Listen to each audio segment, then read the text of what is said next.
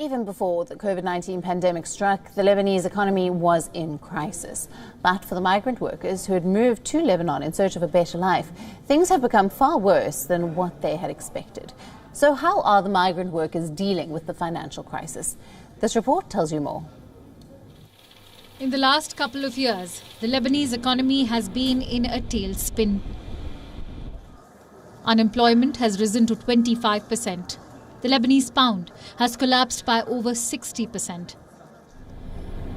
While the country's debt to GDP ratio is the third worst in the world at a staggering 165%.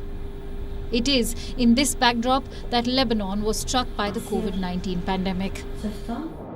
And then, on the 4th of August, the humongous Beirut port blast sent shockwaves through the Lebanese political and financial system.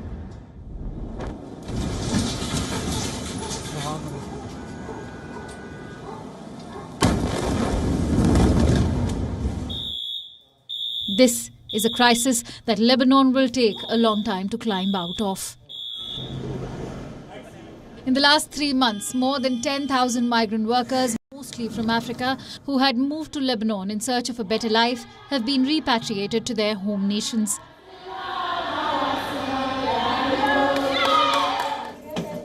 They were driven to despair as their employers had defaulted on paying wages, and many complain of being treated like slaves. They might treat us more than slaves. They don't give us food to time. Even if you are sick, they don't carry you to hospital. They only give you 1 tablet of Panadol. Imagine if you are nerving, you are working nerving. They don't even care. They will ask you to take that Panadol and then continue the work. Even the machine they use to laundry their clothes, they don't use it that way, the way they use us in their houses. An estimated 250,000 migrant domestic workers in Lebanon are excluded from protection under Lebanon's labor laws, leaving them vulnerable to abuse. Work conditions of migrant labor workers are defined under the Kafala system. Human Rights Watch has described it as a restrictive system, which legally ties a worker's residency in the country to his employer. I told them that to take me to the agent in Lebanon here, so if he can help me to go back to my country. They said no, except I finish my 2 years before I go to my country. They said except I finish my 2 years before I go to my country. So I called my parents and I explained to my parents what I'm going through. My parents called the agent in my country. He blocked my parents.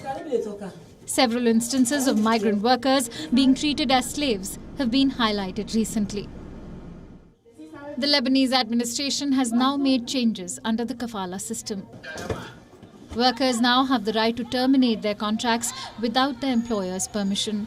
But this is just the first step in addressing the many grievances of migrant workers in Lebanon.